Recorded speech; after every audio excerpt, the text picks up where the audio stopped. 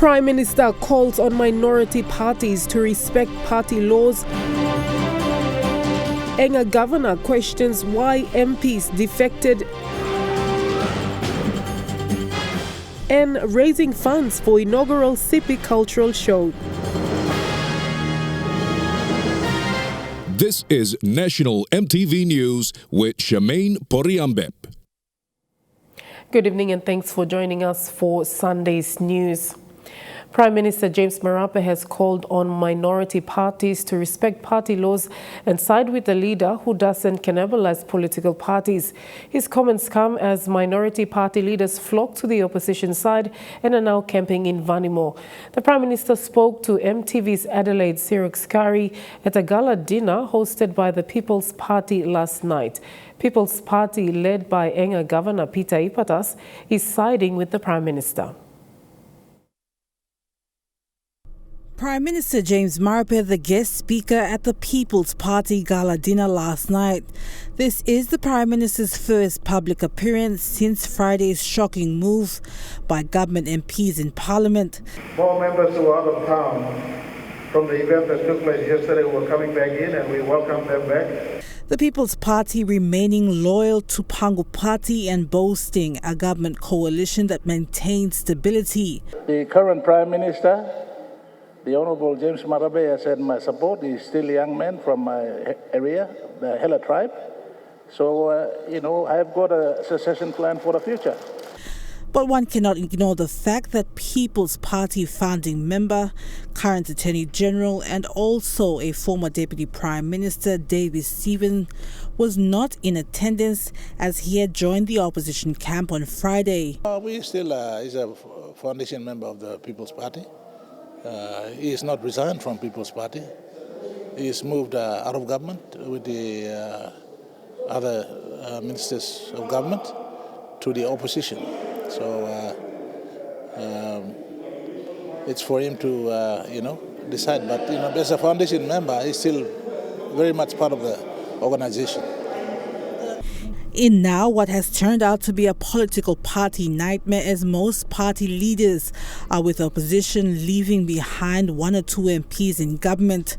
Prime Minister James Marape's speech appealing to minority parties to respect party institutions and be a part of the coalition. Individual freedom of members of parliament. They're elected by the people to make choice in as far as where they sit in parliament, who they associate with. At the moment, I'm comfortable. We got 4 weeks.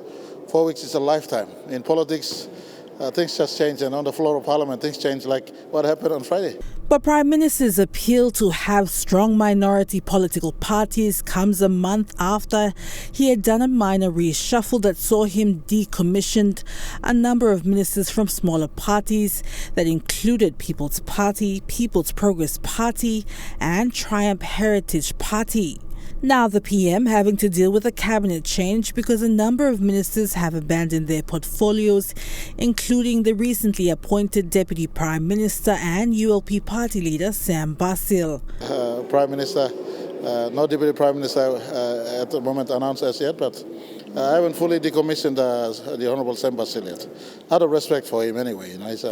He's a good man, great man. He decided to he was caught off guard, and he was surprised on Friday. He told me his members moved and he's joined his members.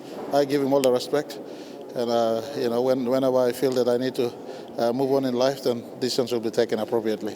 Finance Minister Rainbow Paita admitting that the Pangu Party may have played the cards wrong in the recent reshuffle. Got our members together, coalition partners, and we're making amends and looking at how we can manage our numbers going forward. So I think this has certainly shown us a picture of what kind of leaders we're dealing with, what kind of party leaders we're dealing with, and the nature of members to choose the kind of placing they want to take in Parliament.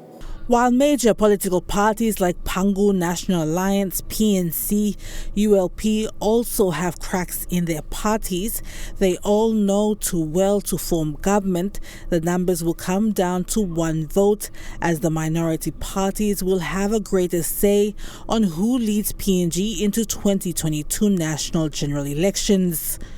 Adelaide Siraks Kari, National, MTV News. Enga Governor Sepik Cultural dissected a Porgera mine issue and questioned why concerns were never raised in Cabinet. On Friday, during the news conference of the new opposition members, most said they defected due to what they claim were erratic decisions by the Prime Minister. Governor Cultural also spoke to Adelaide Siraks Kari at the gala dinner last night. Sir Peter Ippitas, being no stranger to PNG politics, called out members of parliament for not giving notices before leaving government. Must be leaders. You have to give resignation letters to the Prime Minister. He gave you trust. He appointed you. He gave you a good mandate. But in return, he's the Prime Minister of the country, and so you write to him expressing the reasons why you want to move out of government. You can't have a circus in Parliament, on the day that you want to make a move. That only shows selfishness and self-interest. On Friday, opposition MPs, together with government MPs, gave their explanation on why the sudden move, Porgera being one of them. When projects like Porgera, the irresponsibility of allowing an operating mine when gold prices are at a record high in the world. Therefore, no investment took place for last 10, 12 months. We lost that opportunity. Our Prime Minister, James Marape, announced his decision regarding Porgera. I was one of the first national leaders to actually support this decision because I believed in our economy being controlled by our people. But I later realized, as we progressed through, I realized that there was no plan B. Enga Governor Sir Peter Ippitas, while being interviewed by John Higgins at the gala dinner last night, called out members of parliament for using Porgera as a reason and even hinting that Barrick may be behind the members' move. Me being from Enga, we're negotiating at this point in time with the Prime Minister and myself over Porgera. And this is a new turn for this country. The Prime Minister has said in his policy, take back PNG to making sure that our people actually benefit more on our resources. Now, Porgera happens to be one of those first projects. And, I can't say that they are quite involved, but seeing the level of influence they're trying to have with the landowners and the kind of trips that they're making with politicians from the opposition, or failed politicians going to Porgera to influence our people, I wouldn't think that it is impossible. There could be, some influence from outside. We asked Sir Peter Ippitas to clarify his statement, in which he said, while he may not have evidence, the fact that one too many members had interest in Porgera mine was concerning. I don't have evidence, but I can see the kind of language being spoken. What is it? Why should politicians, for instance, who are from this country, support a foreign investor when you know that we are only trying to increase, better our stake in resource? Meanwhile, Prime Minister James Marape brushing the speculations aside.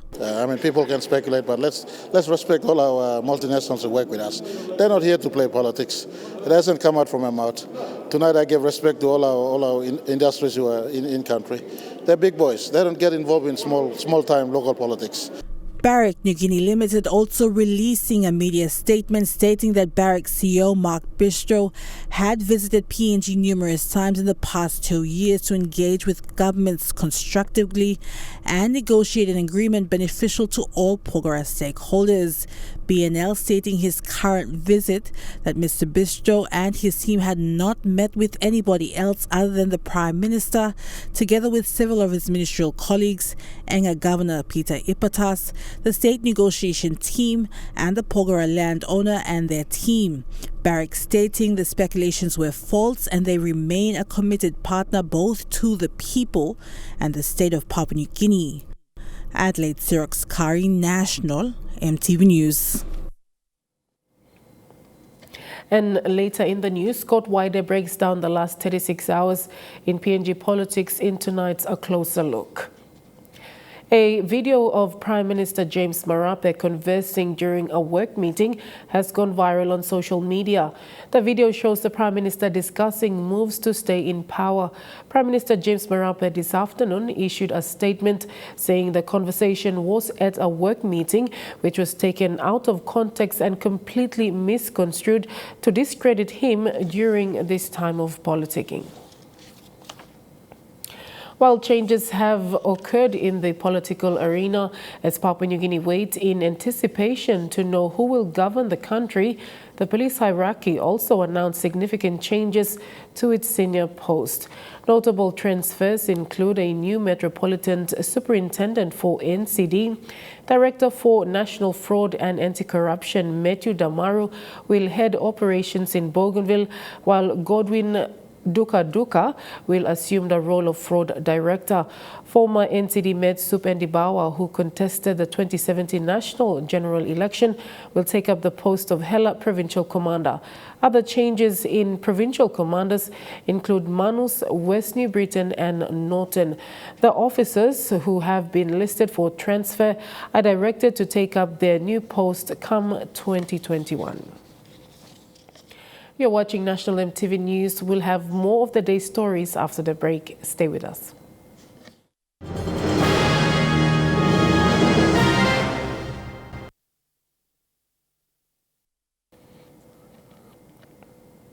Welcome back to the news.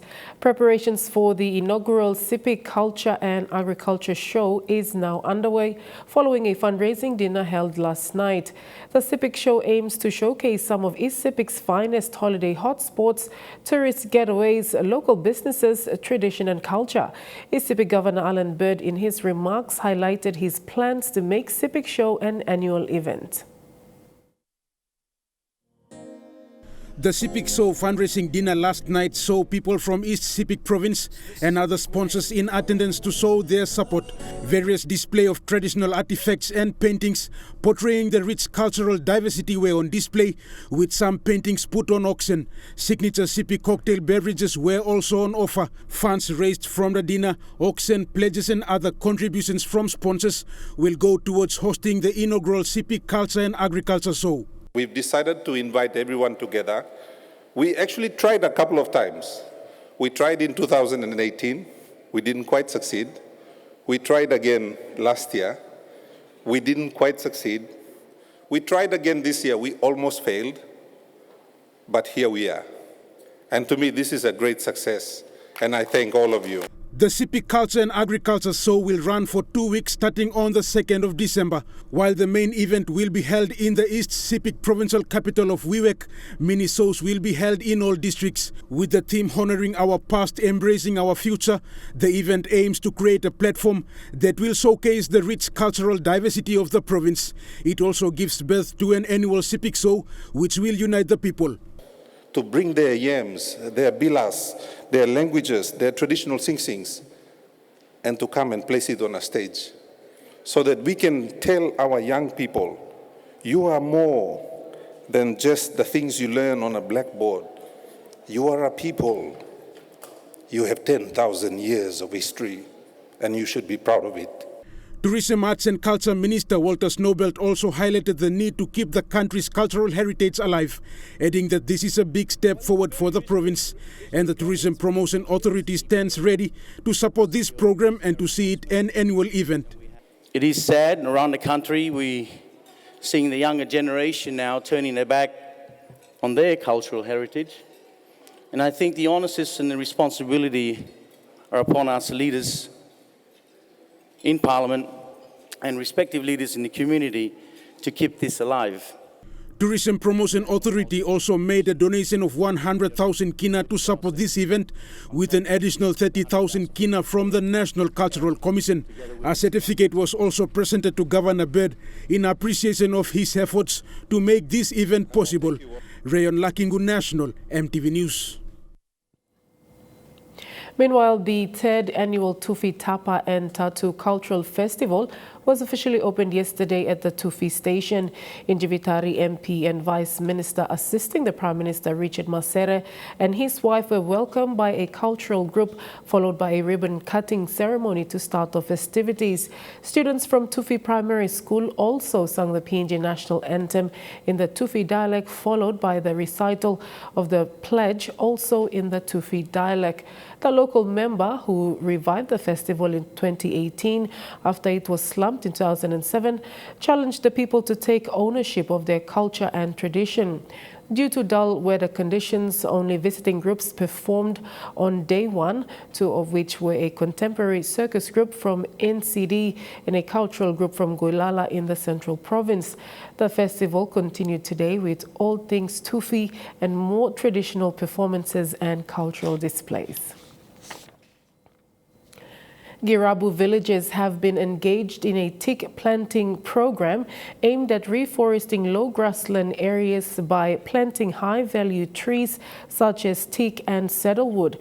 Through the International Tropical Timber Organization or ITTO program, Girabu villages, through support from Small to Medium Enterprises Corporation or SMAC, have secured funding to build their nursery, one that will supply teak stems to other villages within Central and Gulf for the reforestation program.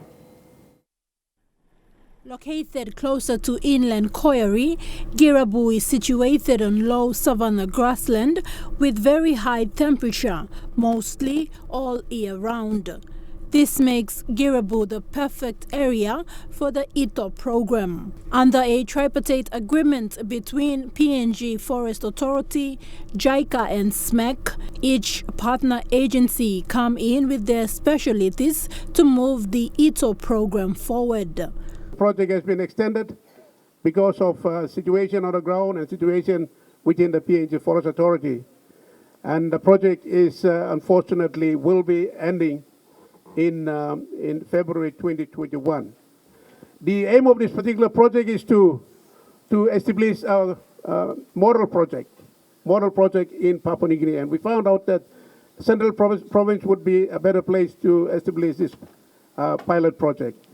And after the pilot project, it can be replicated in other parts of the country. PNGFA comes in to provide seedling and training of how to nurse and plant teak trees. JICA provides the financial support and SMAC runs training on how to develop local skills and other capacity in the SME sector. How can we turn that 10,000 into 20,000? How can we turn that 20,000 into 50,000? Or what we're bringing here is what we call the seed capital. So can we eat the seed or do we plant it? A seed is meant for planting and then you multiply it. The presentation of the farmers' certificates also coincided with a funding support of 10,000 kina from SMAC as seed capital and the receiving of their passbook. So mi au maso sem mi tu play kam na receiving this election plan blue pla. Na lo this election plan mi play look sawe all sem. True you play all talk line. Na you play need him this play 10,000 so that then I can help him you play na you play can mobilize him you play yet bring him this play kai na make sure sem project site you play look out him. Now this project can continue to benefit him. You plan now line youth they come behind. With the creation of the Girabu Cooperative Society, the success of this program now depends on how locals will come together to make the program grow. Implemented in 3 selected villages in the Rigo district, this program will see its benefits after almost 20 years. But for now, technical training will still be provided by SMAC in its attempts to grow small to medium entrepreneurs in PNG. Very important day for us to have this a great blessing to start off with what they call a seed capital. Yeah, it's truly a seed. We will try our best to plant it in a good soil. Thekla Gunga, National EMTV News. Turning overseas, for the first time since the U.S. presidential election, Donald Trump has publicly acknowledged he might not have won. In a speech predominantly claiming success in fighting coronavirus, he talked about what a future administration might do about the pandemic. Of the United States. Breaking his silence for the first time in a week, the president emerged to praise America's vaccine efforts, but astonishingly implied he was still not sure whether he or Joe Biden had won the election and would form the next administration. Ideally, we won't go to a lockdown. I will not go. This administration will not be going to a lockdown. Hopefully, the whatever happens in the future, who knows which administration it will be. I guess time will tell. But I can tell you this administration will not go to a lockdown. In the past 9 months, my administration has initiated the single greatest mobilization in U.S. history, pioneering, developing, and manufacturing therapies and vaccines in record time. Outside the gates to the White House, the president's supporters arrived ahead of a weekend of planned demonstrations. Some tearing down the posters that Black Lives Matter activists have placed on the security fence, the sort of move that might so easily provoke a counter-reaction. This is bigger than Trump. This is bigger than Biden. Our election's been stolen, and we're here to stand up for our republic. Thousands more Trump supporters are expected here on the streets of Washington tomorrow, with the president suggesting on Twitter he might join those protests. 10 days after the election, and the results are all but finalized. Joe Biden will win Arizona. The network's putting Arizona and Georgia into Joe Biden's column, sealing Donald Trump's election fate, even if he is still disputing it. He left the podium with no concession. And thank you, everybody. Thank you very much. The question, when will you admit you lost the election, left hanging in the air, amid mounting speculation he is preparing to run again for the White House in 2024. We'll go for a short break, but when we return, we bring you today's A Closer Look. Don't go away.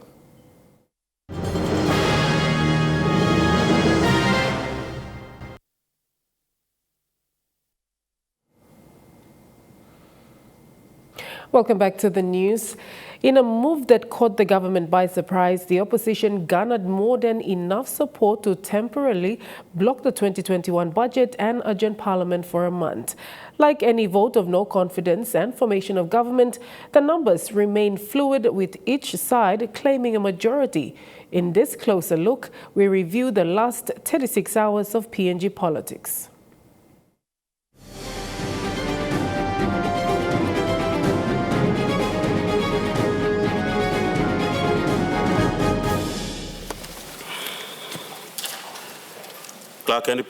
On Friday, it appeared a normal day at Parliament House.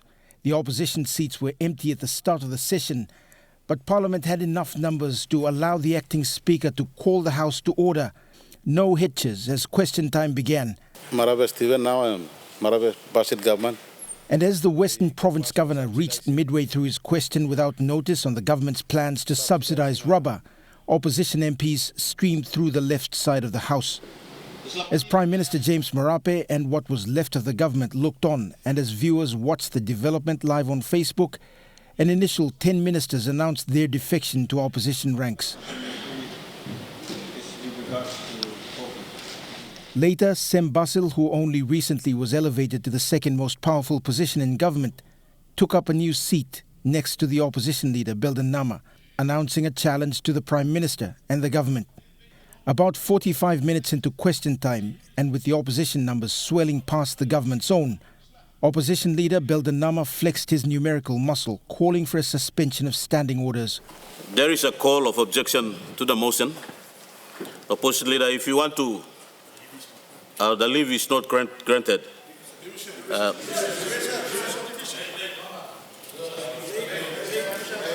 There will be no division. Honourable members, opposition leader, if you want to pass you on to your motion, you will have to suspend the standing order to move on to your... Mr. Speaker, I move that so much of the standing orders be suspended as would prevent me from moving the state in a matter of consideration.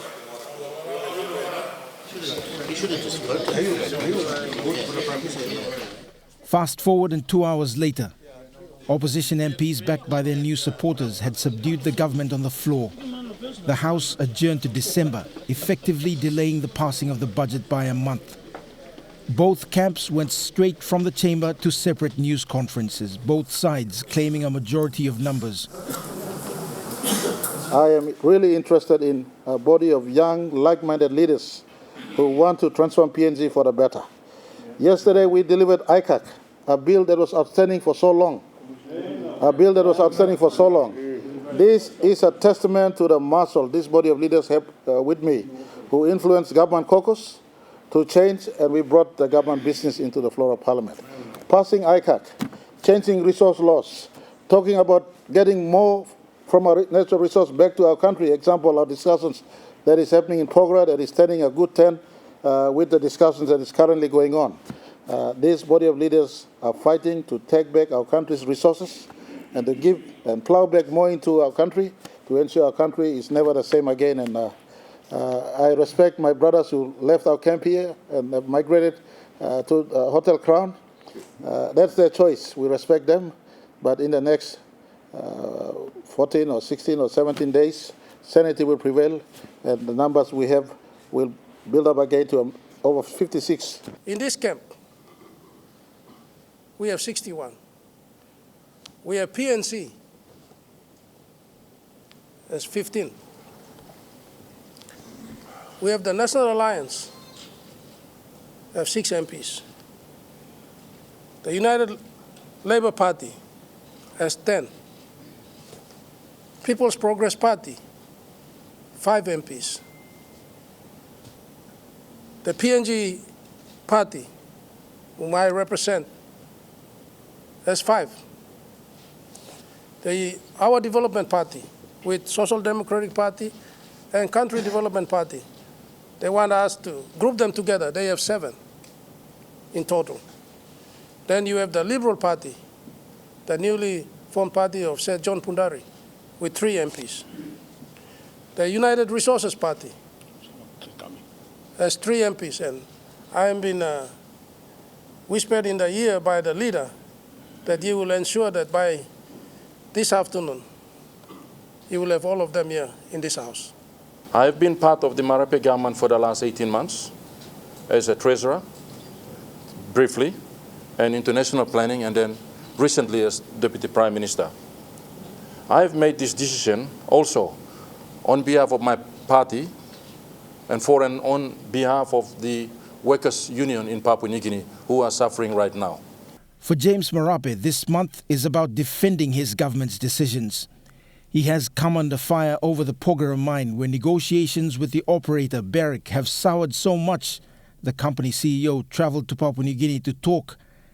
The Prime Minister wants state ownership. Barrick is unwilling to give in that easily. The delay in reaching a solution after the end of the mine lease has cost jobs and businesses. The PM says there will be better days ahead. I want to give assurance to our country. Don't get caught up in this hype that is running. Remain static in wherever you are, at work, at school, or at home, and allow us politicians to play this out. We will resolve it in the manner that is normally resolved in a democratic nation. We have been observing as backbenchers as well. And there is a sense that our country, unfortunately, despite all the rhetoric, the reality is that this country is going backwards. We are getting deeper and deeper into debt. We are extremely concerned that many of the opportunities, like the resource projects that were ready to go 18 months, they've been delayed now. Last night, hours after 43 opposition MPs left for Vanimo, the Prime Minister attended a dinner hosted by Enga Governor Sippy Ipatas. The Enga Governor is an important figure for keen observers of PNG politics. His moves are subtle but too important to dismiss. And it was like this 18 months ago. His decision to support James Marape opened a floodgate of MPs, exiting the PNC-led coalition. Last night, a dinner with the PM as official guest, and Pogra, the most important project in his province, a topic of discussion. What is it? Why should politicians, for instance, who are from this country, support a foreign investor when you know that we are only trying to increase, better our stake in resource?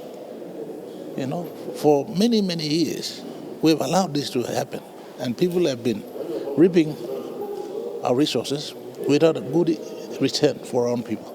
So here we have got a prime minister and a government. We're trying to do the right thing. Let's respect all our multinationals who work with us. They're not here to play politics. It hasn't come out from my mouth. Tonight I give respect to all our industries who are in country. They're big boys. They don't get involved in small-time local politics. Gold mine, copper prices were going up, and Porgera was closed. Then he began to change his mind. He started ringing Barrick to come and talk again. And one of them kindly died. Second point, I was Minister for Health.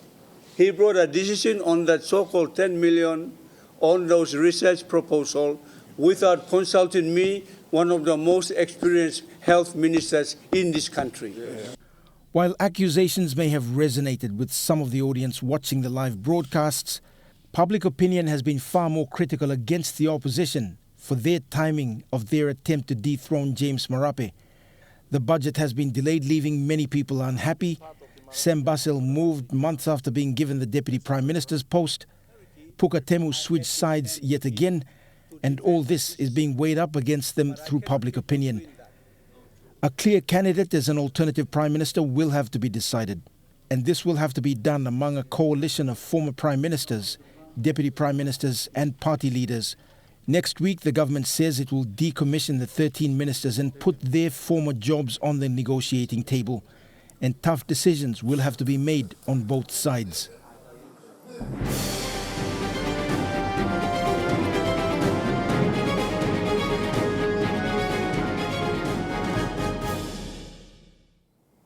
Trukai Sports is next. Fideli Sukina will be back with some sporting updates. Stay with us.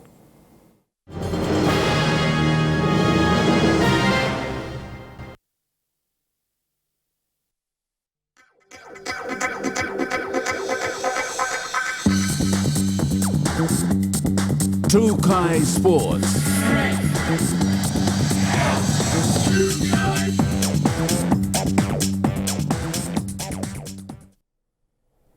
Good night and welcome to Trukai Sports. Port Moresby Rugby Football League has experienced a drop in participation of women this season, with only 10 teams participating. 4 teams have not been actively participating, with forfeits common in the first week of competition. But Paga Panthers are the firm favourites and are leading the competition in the women's division. It's odd times for Port Moresby Rugby Football League, with the regular season dragging on into November. But nonetheless, despite COVID-19 delaying the competition, the Port Moresby Rugby Football League is poised to finish this season.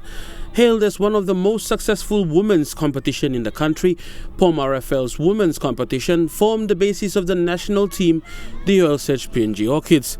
But the participation of women this season has gone down, with 4 teams not actively participating. Women's competition, Paga Panthers way ahead. They have not lost a game. Our women's competition also saw a reduction of 4 teams to 10. But there is tough competition between the remaining teams actively taking part in the competition. No doubt with yesterday's match between the Sisters in White and the Coney Tigers, a strong encounter between both sides. The competition is still striving, and Paga Panthers are the current leaders in the women's competition, with the team undefeated since the late start to the season. We have only 10 teams take part in the second round to avoid the forfeit situation. We have Magani, who is not participating, Defense, who doesn't have a women team, Coney Storms, who doesn't have a women team, and Hanobara Hawks, who pulled out. So that remains only 10 teams, and Paga Panthers is a clear leader. They have not dropped a game. The girls will also play for 4 more weeks, and then we'll determine the probably top 6 or top 4. The delay in the competition due to COVID-19 restrictions made for a slow start, but things have since improved. We started very, very badly, very, very shortly. With the 2 lockdowns, our preparations, our trainings were very poor, but we started to pick up. And looking back after after round 1, 7 games, coming into 2 games now in round 2, I think we have picked up really, really well. And Trukai Sports continues with golf and basketball abroad after the break. Stay with us. Trukai Sports. And welcome back to Golf Abroad. 4 players seeking their first green jackets sit at the top of the leaderboard after the second day of the US Masters. The star-studded lineup sets the scene for a potential shootout at Augusta between the top 3 ranked players. When play was suspended due to darkness at Augusta today, Bryson DeChambeau began a nervous wait. He has 6 holes to complete and is 1 shot outside the cut at 1 over par. DeChambeau making a meal of the par 4 third hole after driving his tee shot into the rough. So you're saying if we can't find it, it's a lost ball? They didn't find it and it was lost. DeChambeau eventually making a triple bogey. Unlucky, you must say, off the tee shot. But at the other end of the leaderboard, the cream starting to rise to the top. A 4-way tie at 9 under between world number 3 Justin Thomas and world number 1 Dustin Johnson. But I'm pleased with the way I'm swinging. I felt like I controlled the distance well. I gave myself a lot of looks. Thomas and Johnson joined by Cameron Smith and first-time Masters starter Abraham Answer at the top. There's a way that I like to play this golf course, and that's my game plan, and I just want to keep on doing my thing and see what happens on Sunday. 1 shot back at 8 under par is world number 2 John Rahm, who will have a short putt for birdie to join the lead when play restarts tomorrow. So I'm just going to try to keep playing smart and hopefully keep executing like I have. Tiger Woods is at 4 under par with 8 holes left to play tomorrow, 5 shots behind Johnson and company. I like the position I'm going to be in, heading into the weekend. A mouth-watering clash developing between the 3 best in the world going for their first green jacket. And Basketball New Zealand is hoping a big investment in a shorter form of the game will pay off with more crowds and more medals. 20 teams are taking part in the NBL's first ever 3-on-3 tournament. The shorter form of the game has been included in the Tokyo Olympics. It's billed as the world's #1 urban team sport, and 3x3 basketball is non-stop action. Well, fast, furious and physical, that's what 3x3 basketball is about. It's very, very quick, there's a lot of change of possession, and it is incredibly physical.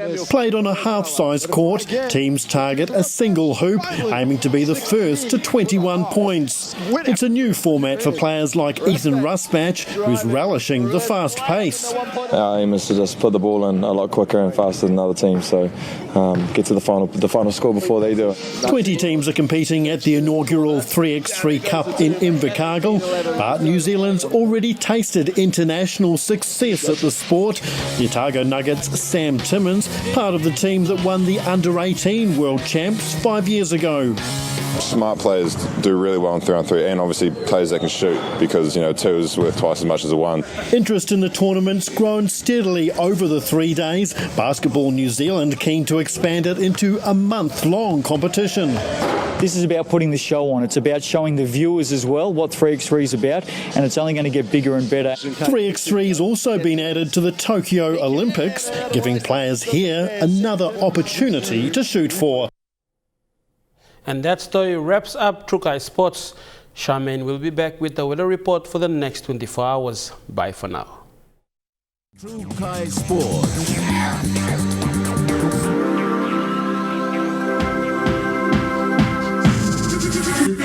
Trukai Sports.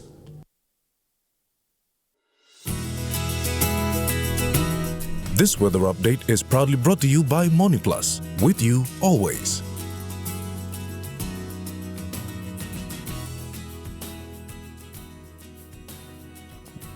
Weather forecast for tonight and tomorrow. In the southern region, Port Moresby, chances of evening thundery showers, then fine tomorrow. Daru, mostly fine tonight and tomorrow. Kerma, evening thundery showers, then fine tomorrow.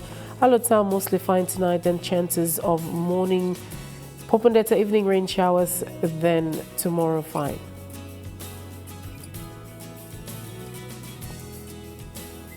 In the Mamasa region, late evening rain showers, then fine tomorrow.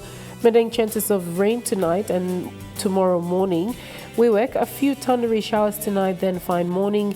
Vanimo, evening thundery rain, then morning rain as well. In the New Guinea Islands, Lorengau, occasional rain showers tonight and tomorrow. Kavieng, evening rain shower with morning rain. Kokopo, Rabaul, mostly fine tonight, then morning rain. Kimbe, evening thundery showers tonight, then fine tomorrow. And Buka, evening rain showers, then morning rain. And finally, in the Highlands region, Mount Hagen, Goroka and Kundiawa, evening rain showers, then morning fog. Mendi and Wabeg, evening rain, rather thundery showers, then morning fog.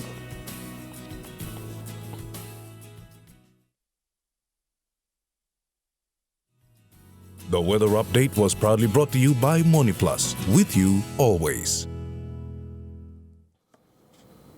The way it is this Sunday, the 15th of November 2020, on behalf of the news team, pleasant viewing. Good night.